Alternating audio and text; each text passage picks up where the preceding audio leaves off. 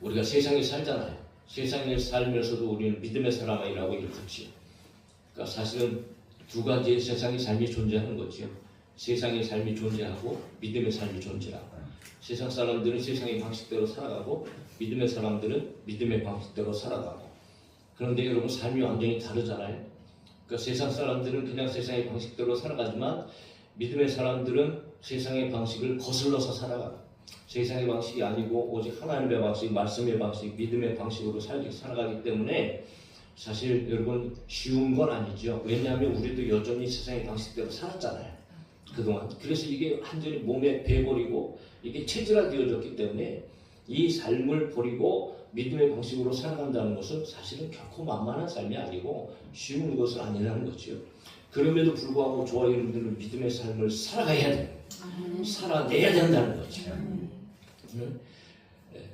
믿음의 삶을 살아간다 할지라도 우리는 여전히 세상 속에 있고, 세상에서는 악한 마귀, 사탄 마귀는 여전히 우리들을 공격하고, 여러 가지 가지각색의 또 고난을 만나고 힘들고 어려운 그런 삶 가운데 있다 할지라도, 그럼에도 불구하고 오늘 사랑하는 성도 여러분, 믿음으로 승리하시고 믿음으로 살아가는 저와 여러분들이 될 수 있기를 예수님의 이름으로 축복합니다.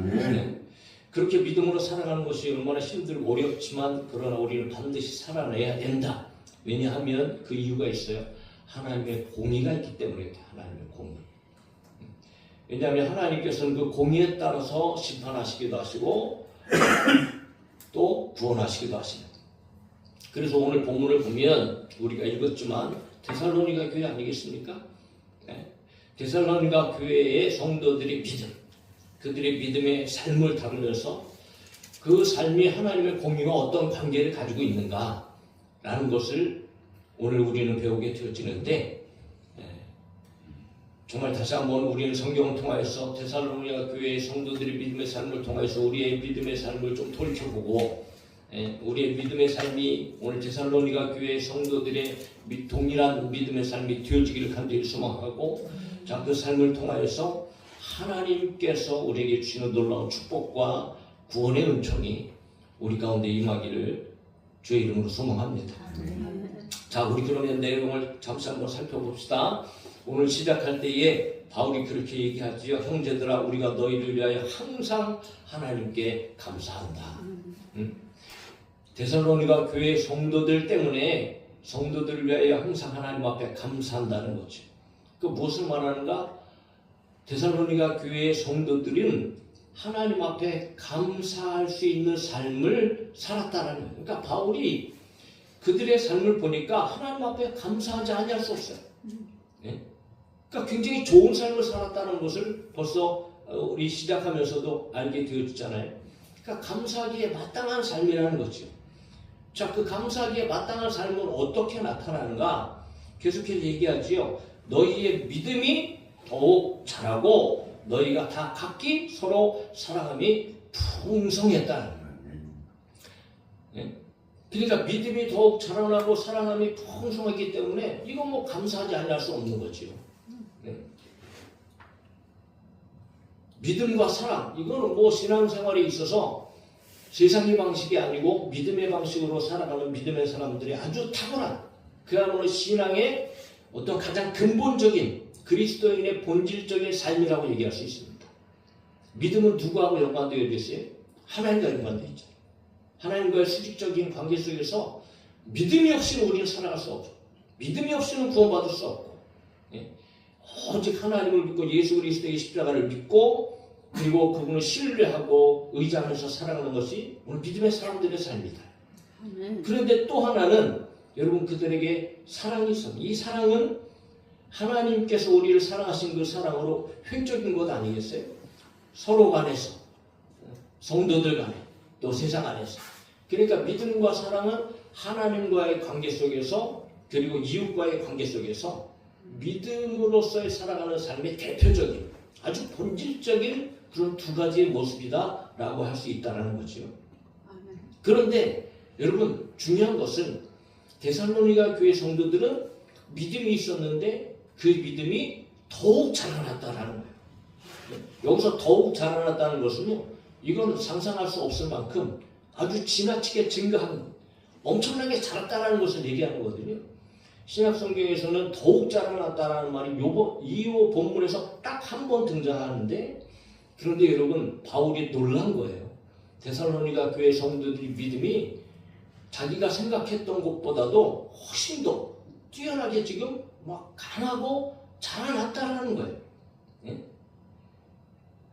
그러니까 급속도로 그들의 믿음이 성장하고 있었다는 거죠. 그러니까 바울이 그것을 볼 때에, 그런 말을 들을 때 바울의 마음이 얼마나 기뻤겠습니까? 그러니까 하나님 앞에 감사했다라는 거죠. 믿음이, 구원받는 믿음은 다 같은 믿음이라 하더라도 여러분 가져각서의 믿음이 다 다릅니다. 교회인들은 믿음이 자라가야 되고요, 믿음이 커져야 되고요, 믿음이 강해져야 되고요. 네. 어떤 사람은 연약한 믿음을 가진 사람들도 있고, 때로 어떤 사람은 순간순간마다 흔들리는 믿음을 가진 사람들도 있고, 그렇잖아요. 네? 그러니까 순종하지 못하는 믿음을 가진 사람들이 있어요. 네. 그래서 믿음이 자라면 자랄수록, 믿음이 강하면 우리는 결코 흔들리지 않게 되어지고, 그리고 순종하게 되어지고, 그리고 그 믿음으로 말미암아 놀라운 역사들도 우리는 경험하게 되어진단 말이지. 네. 그래서 예수님께서도 신약 시대에 예수님과 함께했던 주변의 많은 사람들, 제자들의 어떤 이런 그들과 이렇게 살아가는 과정 속에서도 믿음이 약한 것을 보시고 책망하시기도 하셨고, 또 때로는 믿음이 큰 것을 보고 정말 놀랍게 여기시기도 하시고 오히려 칭찬하시고, 예수님께서 얼마나 기뻐하셨어요. 하나님께서는 믿음이 있는 사람들을 기뻐하십니다. 할렐루야. 네. 하나님께서는 잘생긴 사람, 돈 많은 사람, 잘 배운 사람, 이런 사람 기뻐하시는 것이 아니에요. 그래서 히브리서 4개 여러분, 오직 하나님께 나아가는 자는 그가 계신 곳과 자기를 찾는 자들에게 상 주시는 이심을 믿어야 할지니라 말하면서, 오직 믿음만이 하나님을 기쁘시게 한다, 이렇게 얘기하고 있어요. 오늘 행복 가득한 교회 여러분, 우리 모든 성도들은 정말 믿음이 더 자라고, 지금보다도 더 자라고, 지금보다도 더 강하고, 여러분 정말 인간적으로 생각하는 것보다도 야, 정말 믿음이 어떻게 저렇게 좋을 수가 있지?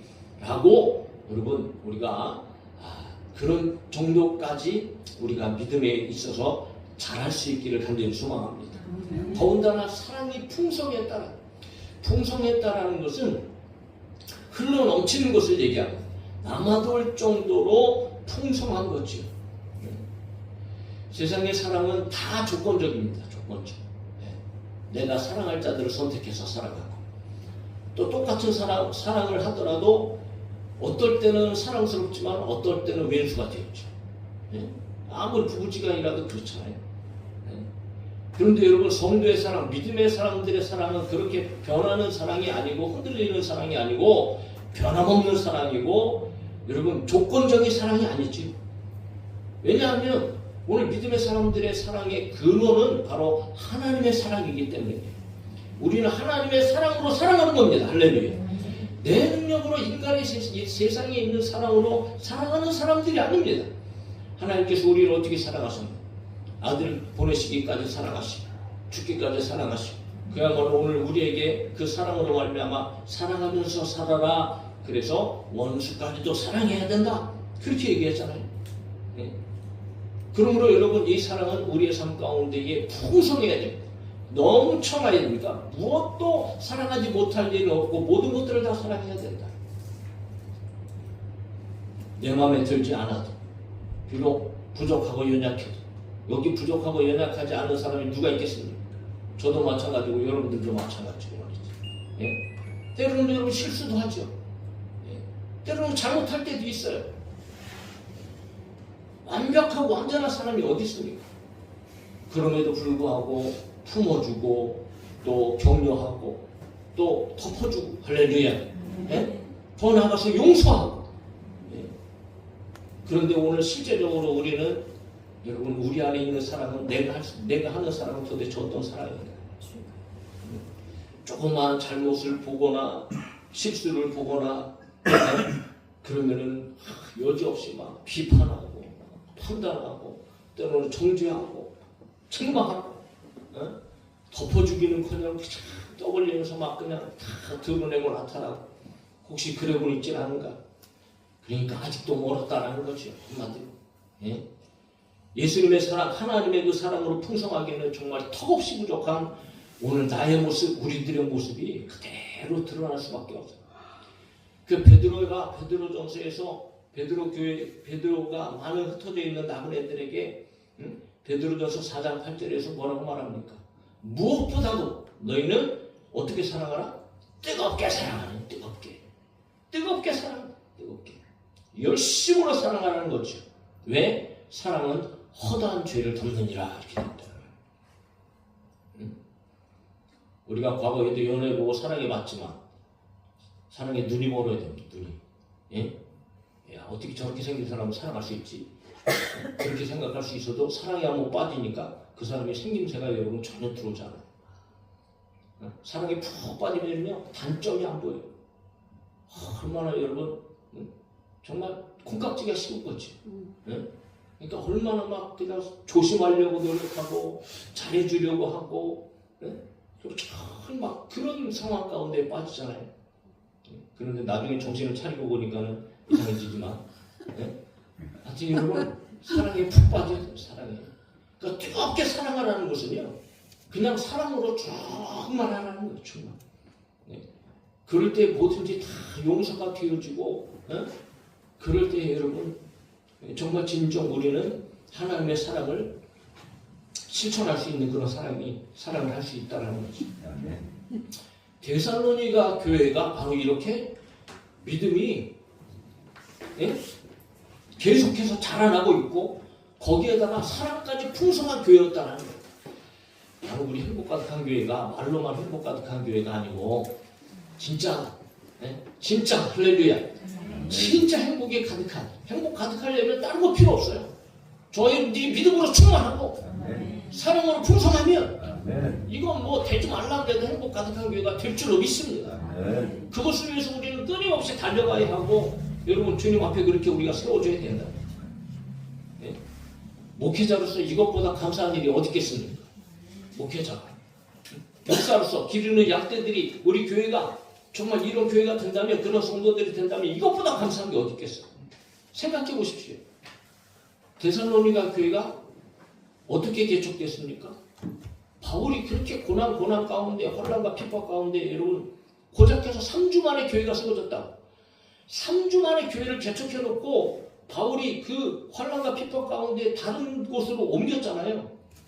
3주 만에 성도들 불러 모아놓고 개척해놓고 복음 증거하고 그들이 가르치고 3주 후에 여러분 떠났다고.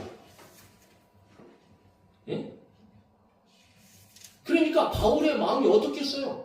그 성도들 교회를 위한 그 마음이 얼마나 날마다 여러분 막 고민되어지고 이게 믿음이나 지킬 수 있을까? 예? 이 사람들이 도대체 이게 정말 믿음을 지키면서 살아갈 수 있을까? 그리고 뭐 사랑하라는 말씀을 가르쳤겠지요. 도대체 사랑할 수 있을까? 그러니까 바울은요 어디를 가서든지 데살로니가 교회를 위하여 성도들을 위하여 하나님 믿음 지키게 하여 주옵소서. 사랑으로 충만하게 하여 주옵소서. 성경에 보면 그렇게 기도했다는 거예요. 그러지 않을 수가 없는 거지. 그런데 전도 여행을 하다 보니까 데살로니가 교회에 성도들이 소식이 들리는 거예요. 근데 그 소식을 들을 때 기가 막힌 거예요. 예? 그런 혼란과 핍박 가운데서도 데살로니가 교회 성도들이 3주밖에 안 됐는데 야 정말 믿음으로 말했지. 믿음이 성장하고 예수 그리스도를 믿는 믿음이 탁월하고 점점 더 자라나고 강하게 되어지는 그런 소식을 듣는 것 아니겠어요?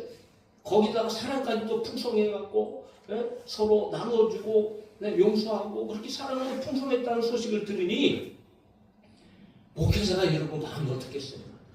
예? 그야말로 여러분 하나님 앞에 감사할 일인 거죠. 네, 얼마나 감사했겠어요. 그러니까 당연히 하나님 앞에 감사할 수밖에 없나요? 여러분 다 마찬가지지만 목회자로서 가장 답답하고 힘들 때는 다른 것이 아닙니다. 성도들이 믿음이 자라나지 않을 때 참 답답하고 힘들고 어렵습니다. 오히려 퇴보하는 것을 볼 때 여러분 정말 그 마음이 그래요. 더욱이 사랑이 풍성해야 되는데 여러분 그렇지 못한 그렇지 못한 상황들을 볼 때 믿음도 자라나지 않고 교회 성도들은 여러분 그냥 다투고 싸우고 그런 모습을 여러분 목회자가 보고 있다고 생각해요. 여러분들이 목회자의 심정이라고 생각해 보세요. 그야말로 하나님 앞에서 죽을 맛입니다. 죽을.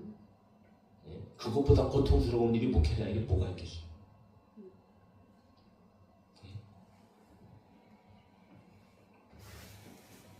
마치 내 책임인 것 같고 내 부족함인 것 같고 그 심지어는 어떤 때는 여러분 죄책감도 들어옵니다. 죄책감. 하나님 도대체 하나님 이게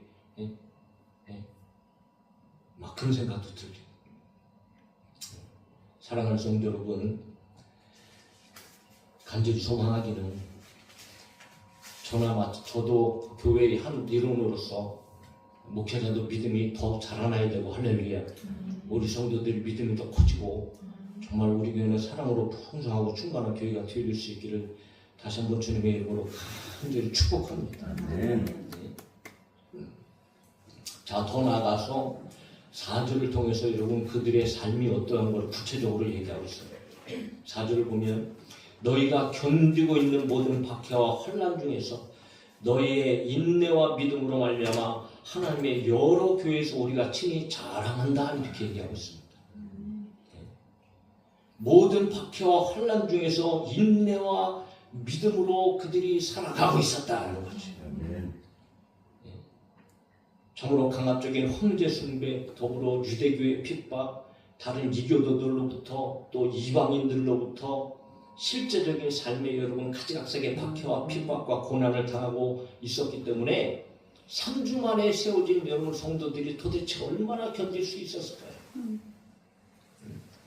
그런데 뜻밖의 소식인 거지요. 그 모든 환난과 핍박 가운데서도 참고 견디고 믿음으로 그들이 여러분 점점 더 자라나면서 살아가고 있다는 거예요. 야, 참 대단하지 않습니까?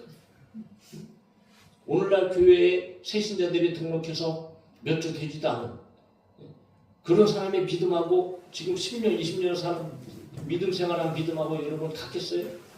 누가 더 좋겠습니까? 당연히 오랫동안 신앙생활한 사람이 좋아야 되는 것이 당연한 것 아니겠어요?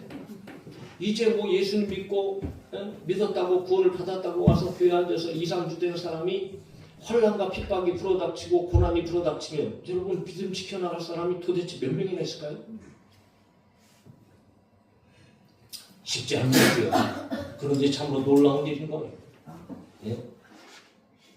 그때 당시의 상황은 오늘날 우리가 생각할 때 핍박과 환난이 있었구나 라고 우리는 그냥 개념만으로 생각만으로 그렇게 느껴지지만 그때 당시의 성도들은 실제적으로 여러분 삶의 그 아주 확실한 그런 어떤 일들 아니었겠단 말이죠. 그럼에도 불구하고 그들이 인내와 믿음으로 견디고 믿음이 자라나고 사랑이 풍성했다는. 그러니까 여러분 바울이 얼마나 기뻤겠어요 진짜로. 예? 그래서 가는 곳마다 교회를 세우는 곳마다 바울이 자랑하는 자랑.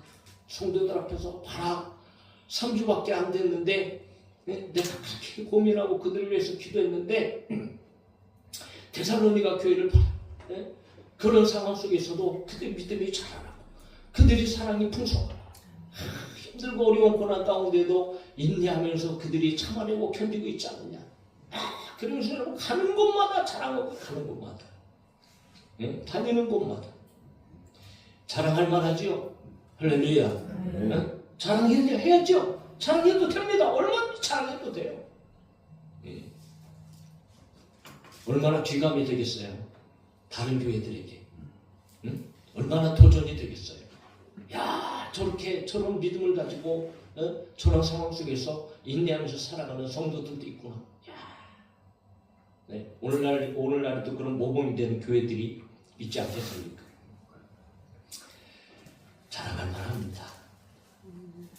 그런데 오늘날 교회들이 자랑하는 거, 목회자들이 자랑하는 거, 성도들이 자랑하는 거 가만히 얘기를 들어보면 자랑하는 그 내용이 달라요. 뭘 자랑해? 우리 교회는 이렇게 큽니다. 우리 교회는 이런 건물을 가지고 있습니다. 그리고 우리 교회는 이렇게 재정이 많아서 이런 사역들을 하고 그런 거 자랑합니다. 심지어는 우리 교회는 11절 이만큼 되는 가부들이 있습니다. 그런 거 자랑합니다.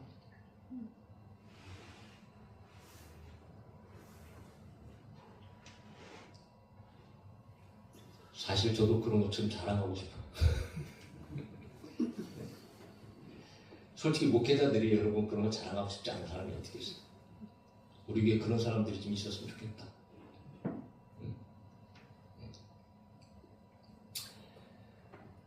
그런데 그런 말을 들으면 왠지 이상해. 왠지 이상해.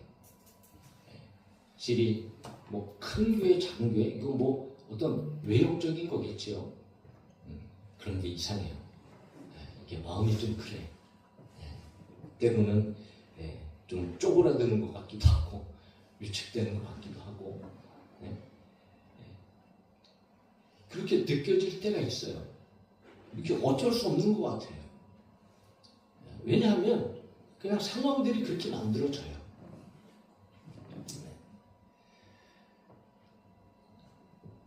그 예전에 큰 교회로부터 조금 이렇게 후원을 한 3년 동안 받은 일이 있어요. 장로님을 통해서 좀 후원을 받았는데, 근데 그 교회 이제 담임 목사님은 저보다 나이가 어려요. 나이가 어린데 장로님이 몇 번 볼 때마다 저한테 그런 말씀을 하시는 거예요. 목사님, 우리 교회 목사님 좀 찾아뵙고 좀 인사 좀 드리고 그렇게 하라는 거예요. 그래서 물론 감사한 일 있죠, 그죠? 뭐 당연한 거예요. 가서 감사하기도 하고 뭐 얘기할 수 있죠. 그런데 이상하게 제 마음에는 그런 의미로 드리는 게 아니야. 괜히 그냥 가서 후원해 주시니 감사합니다. 뭐 그런 의미가 아니고 가서 좀 인사도 좀 드리고요. 후원 받으니까 가서 좀 문도장도 좀 찍고 다음에 더 좋은 거 이렇게 도움 받으시려면 가서 좀 인사 좀 드려야 되지 않겠어요? 이런 의미로 내 마음에 드리는 거예요. 참 씁쓸하잖아요.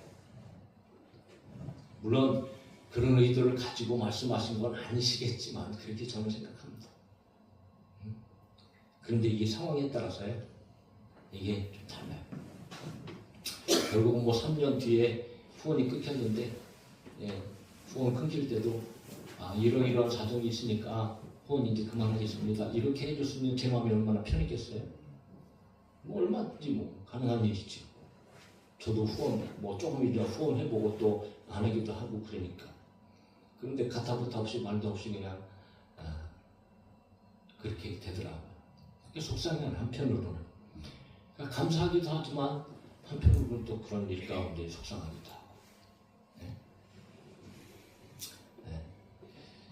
자, 상황에 따라서 어떤 그런 일들이 있겠지만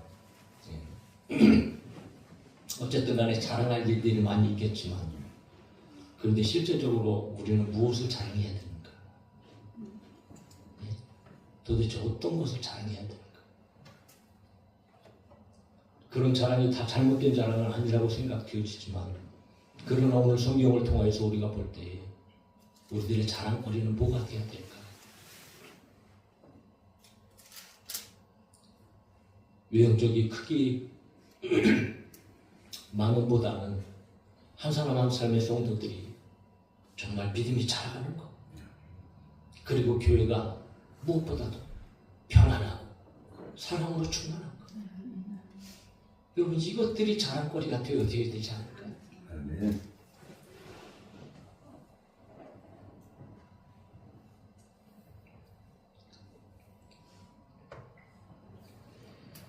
우리 교회에 이런 자랑이 있기를 주의 이름으로 축복합니다. 아멘. 저와 여러분들이 그런 자랑할 수 있는 성도들이 되기를 다시 한번 주님의 이름으로 축복합니다. 아멘. 왜 이런 것들을 자랑하면서 믿음이 자라나고 사랑이 충만하고 인내하면서 믿음으로 견디면서 살아가는 것이 왜 믿음의 사람으로서 중요한 삶인가? 그것은 바로 바울이 뭐라고 얘기하는가? 5절에서 하나님의 공의로운 심판의 표가 되기 때문이다.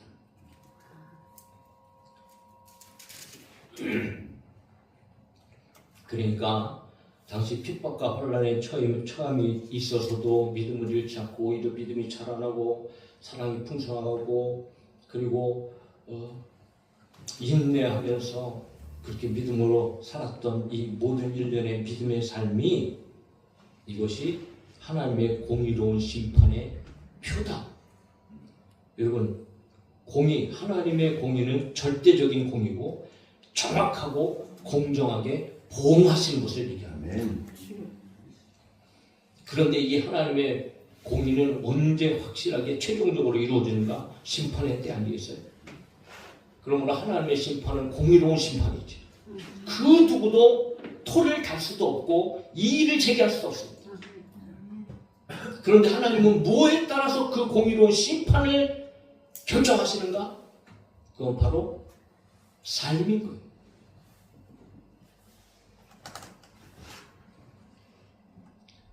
그래서 오늘 성도가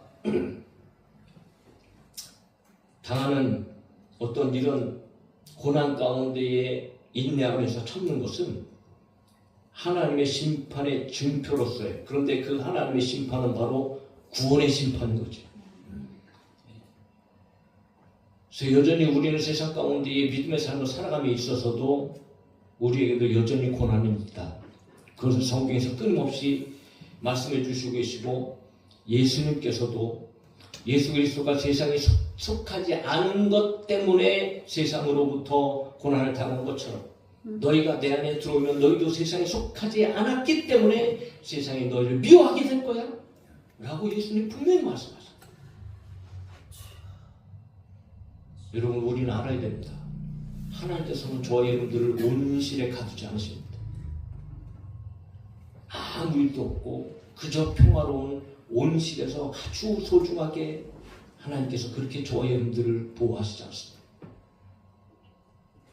오히려 하나님은 저와 여러분을 광야에서 살게 하십니다. 모진 비바람이 불고 폭풍우가 치고 가자각색의 짐승들의 위험이 있고, 그야말로 여러분 믿음이 없이는 살아갈 수 없고 인내하지 않고는 믿음의 삶을 살아갈 수 없는 광야로 저와 여러분들의 삶을 인도하십니다. 왜? 거기에서 우리의 믿음을 보시기 위해서. 그러므로 고난 가운데 인내와 믿음을 저버리지 않는 것은 하나님에 대한 소망을 가지고 있다는 증거가 되었죠. 그리고 동시에 하나님의 심판의 때에 우리를 구원해 주시고 보상해 줄 공의로운 심판이 있음을 믿는 믿음의 삶이 되어지는 거죠. 그러므로 구원의 심판의 표를 받은 사람들은 하나님의 나라에 합당한 자로 여김을 받은 사람들이다. 하나님 나라를 유업으로 받기에 합당한 자, 하나님 나라에서 영원한 생명을 누리기에 합당한 자로서의 마땅한 삶, 그 삶을 증명해주는 삶이 믿음을 가지고 참고 견디며 승리하는 삶이다.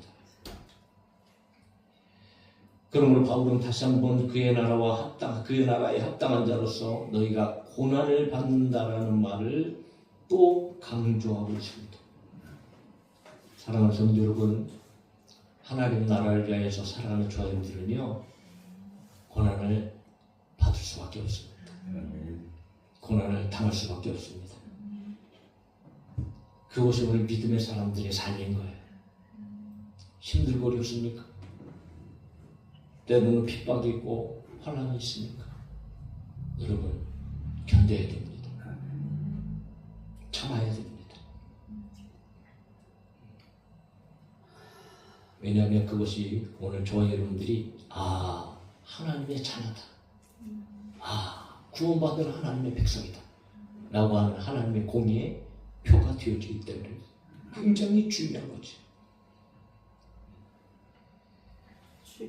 그래서 그 결과는 여러분 완전히 이제 반전이 일어나고 달라지게 되어지죠. 공의로운 심판의 결과, 오늘 바울이 끊임없이 그 결과를 6절로부터 계속해서 이야기하고 있습니다. 6절에 보면 앞에 이렇게 되어져 있죠. 이는 하나님의 공의로 심판의 표요 너희로 하여금 하나님의 나라에 합당한 자로 여김을 받게 하려 함이니 그 나라를 위하여 너희가 고난을 받느니라 이야기하면서 6절 같이 읽어볼까요? 시작. 너희로 환난을 받게 하는 자들에게는 환난으로 갚으시고 라고 얘기합니다. 그러니까 여러분, 하나님은 갚아주시는 분입니다. 오늘 교회 성도들에게 환난을, 고통을 가하는 자들은 장차 심판자 하나님으로부터 동일한 고통을 받게 됩니다. 갚아주시는 하나님, 그것이 하나님의 공의죠. 그런데 그 하나님의 갚으심은요, 그냥 똑같은 상황 속에서 갚으심이 아닌 겁니다. 하나님 갚으시는 환난은 그들로 하여금 슬피 울며 이를 갈게 하고 고통의 도가니에서 영원히 빠져나가지 못하게 하는 영원한 심판의 갚으심이란 말이죠. 이것이 하나님의 보응인 거죠. 예수님께서도 말씀하셨죠. 그리스도인들을 고통스럽게 하였던 것보다 저 세상에서 더 견디기 힘든 영원한 고통으로 그들은 보응을 받게 될 것이다. 그것이 하나님의 공의인 겁니다. 그러나 반면에 공의의 심판에 따라 구원의 심판을 받은 자들, 오늘 믿음을 가지고 인내하며 살았던 사람들, 그 사람들을 보십시오. 7절 상관절입니다. 앞을 보고 같이 읽읍시다. 시작. 할례를 받는 너에게는 우리와 함께 안식으로 바꾸시는 것이 하나님의 공이시니 할렐루야. 혹독한 환난으로부터 완전히 해방돼서 더 이상 여러분 마음에 조림이 없는 상태, 완전한 쉼, 완전한 평화, 완전한 생명. 자, 이런 축복은 결코 저와 여러분들의 힘으로, 사람의 힘으로 만들어내는 것이 아니고 오직 하나님만이 주실 수 있는 건데, 하나님의 공의에 따라서. 그런데 바울이 뭐라고 얘기합니까? 우리와 함께, 우리라는 표현을 합니다. 무엇을 얘기할까요? 바울 역시 지금도 참고 견디고 인내하며 믿음으로 하나님의 일을 하고 있었기 때문에 바울이 얼마나 많은 고통과 역경을 견딥니까? 오늘 교회 역시 마찬가지죠. 그러니까 하나님의 공의는 모든 사람에게 동일하게 주어지는 공의. 그 가운데서도 믿음으로 살아가는 사람들에게는 안식으로 갚으시는 것이 하나님의 공의다. 그래서 바울은 종말론적으로 마지막 날의 심판과 영광에 대해 말하면서 내용을 정리하고 있습니다. 7절을 또 함께 읽읍시다.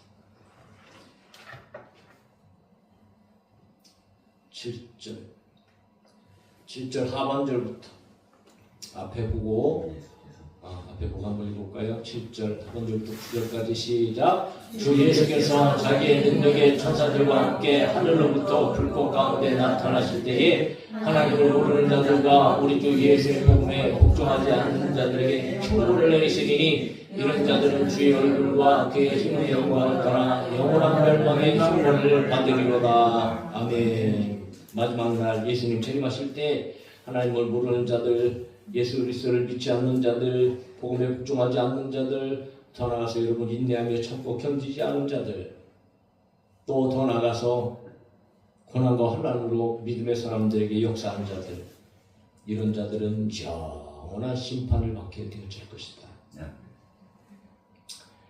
그러나 반면에 앞에서도 보았듯이 그의 강림하실 때 그의 성도들, 즉 누구를 얘기합니까?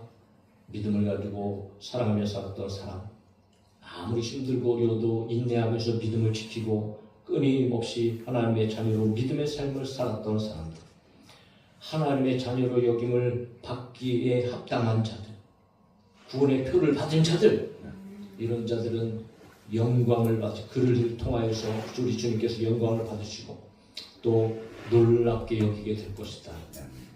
우리는 여러분 장차 예수 그리스도께서 다시 오시는 것을 보게 될 것입니다. 그때 우리는 무한 영광을 하나님 앞에 올려드리겠죠. 할렐루야. 그리고 그때 성경을 통하여서 어떻게 오실지는 우리는 이미 알고 있어요. 그런데 보십시오. 실제적으로 우리 앞에 그것이 나타나다면 놀라지 않을 수 있겠습니까? 야, 진짜네, 진짜. 응? 얼마나 놀라겠어요. 알고 있어도, 응? 알고 있어도 얼마나 놀라겠습니까? 얼마나 막 경탄에 맞지 않냐겠어.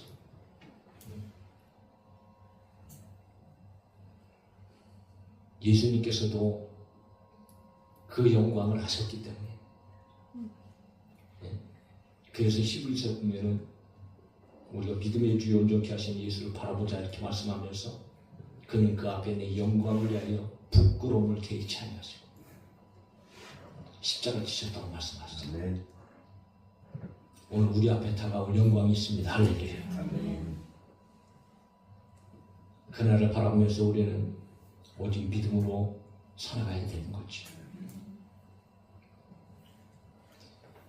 이제 바울은 마지막으로 지금까지도 그렇게 살아왔던 데살로니가 교회 성도들 얼마나 하나님 앞에 감사, 다니는 곳마다 칭찬하고 다니는 곳마다 자랑하고 지금까지 너무 잘해온 거예요. 그런데 아직까지도 이제 앞날이 있잖아요. 지금까지 아무리 잘했어도 앞으로 피겨덕거리면 험수를 하잖아요. 그러니까 바울은 나머지 한 가지 고민이 있는 거죠. 앞으로 이들 계속적으로 이런 모습으로 끝까지 승리하는 거죠. 그래서 바울은 그것을 위해서 기도하면서 마무리하는 거예요. 11절 12절입니다. 또 읽어요. 시작. 이러므로 우리도 항상 너희를 위하여 기도하면 우리 하나님 너희를 베푸심에 합당한 자로 여기시고 모든 선을 기뻐함과 믿음의 역사를 능력으로 이루게 하시고 우리 하나님과 주 예수 그리스도의 은혜대로 우리 주 예수 이름이 너희 가운데서 영광을 받으시고 너희도 그 안에서 영광을 받게 하려 함이라. 할렐루야. 앞의 내용을 그대로 축약하면서 앞으로도 너희들이 이렇게 되어지기를 원하면서 내가 기도한다 이렇게 말하는 거예요. 목회자의 기도는 끊임없이 성도들을 위한 기도고 목회자의 기쁨은 성도들의 믿음이 자라나는 것이고 사랑이 충만한 것이고 그리고 끊임없이 또 그것을 잘 유지하기 위해서 기도해야 될 사명이 있고 목회자를 포함한 모든 성도들은 데살로니가 교회처럼 이런 믿음을 간직하고 끊임없이 하나님 앞에서 인내하고 참고 견디며 오히려 더 우리의 믿음이 강하게 자라나고 사랑이 풍성해야 할 줄로 믿습니다.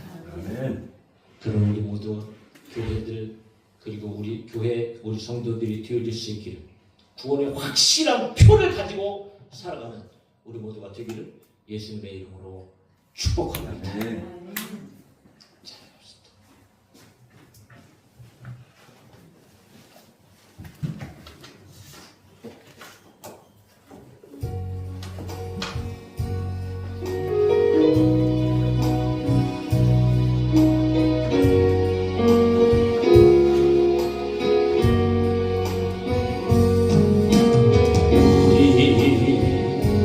이 땅에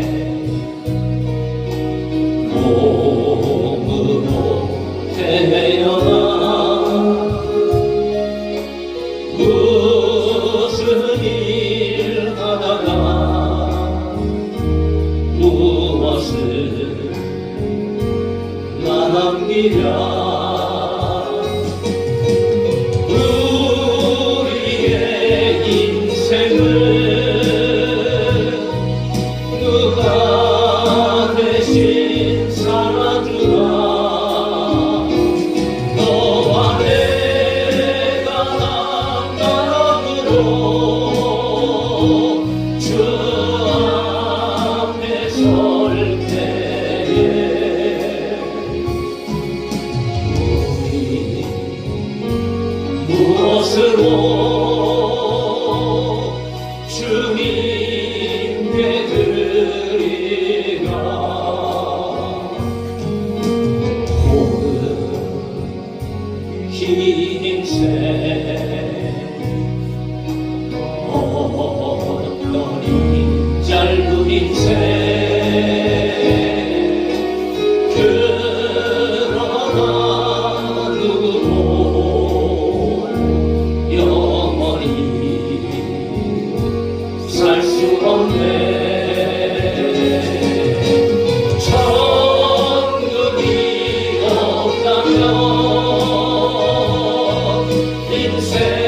인생이란 허무한 것 너와 내가 영원으로 만날 수 없다면